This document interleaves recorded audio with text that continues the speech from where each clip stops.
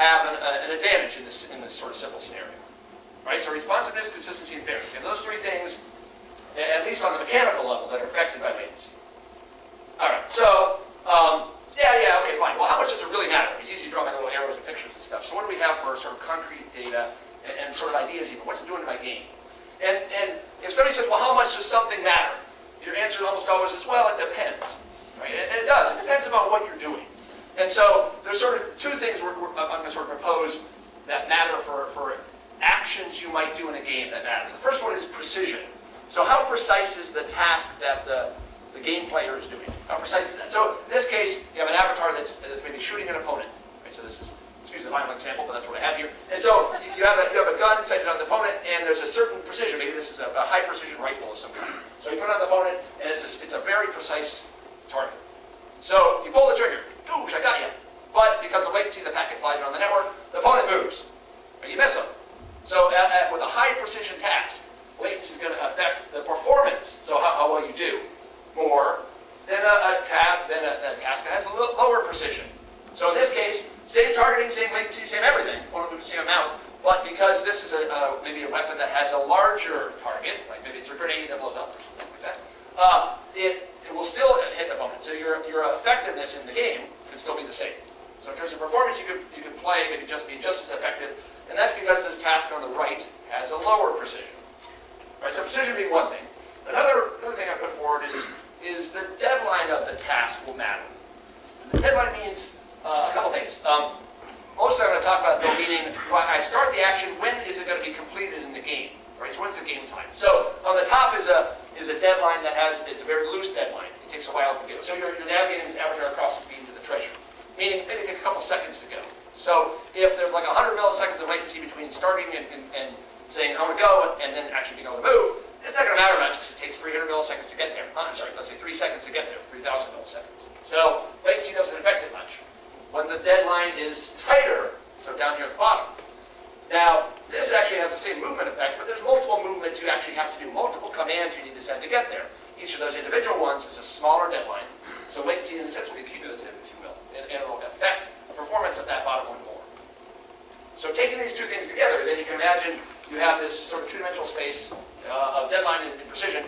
So precision on this axis, deadline on that axis. And so down in this corner you have tasks that are high precision, they have a really tight deadline. And those tasks in the bottom left corner are those that are really affected by latency. Tasks that are further out, if you go to the right, they have a loose deadline. So things like in the far right, if you're building a building, you click, go build me a structure, right? It'll take minutes to complete. So it's a very loose deadline. It's precise because you have exactly one thing to do, but it's a loose deadline.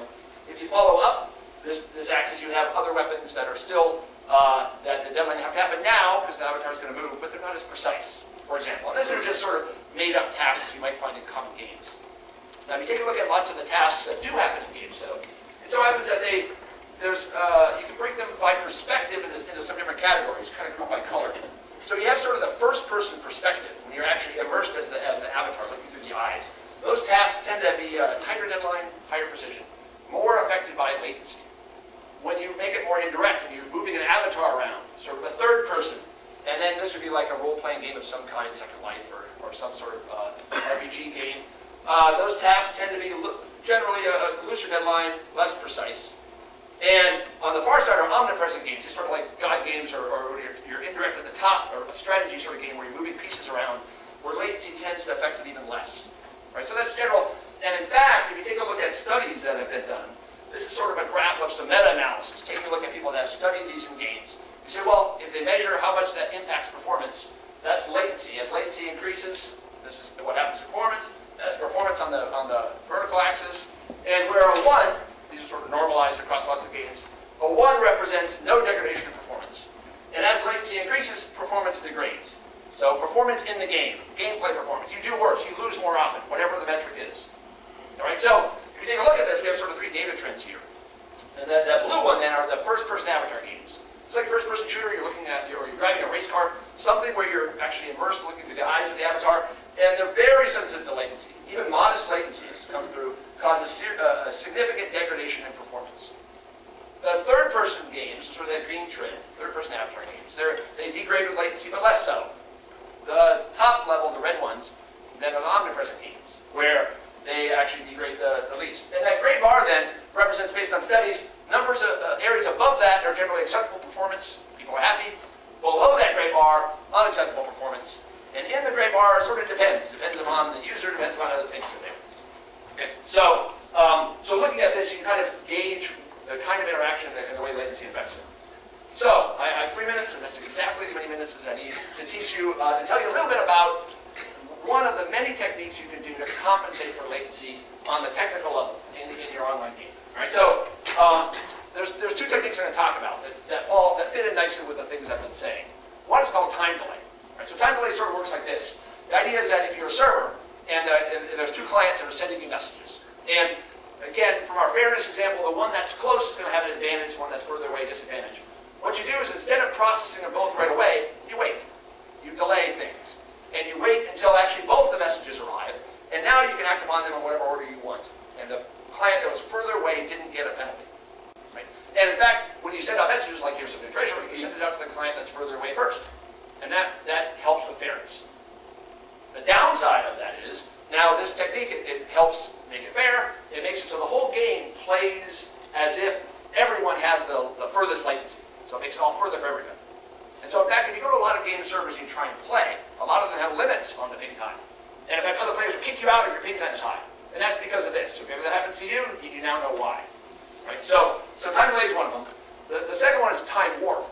It says, a different idea, manipulate time still, but don't wait. Instead, message comes, you act on it right away.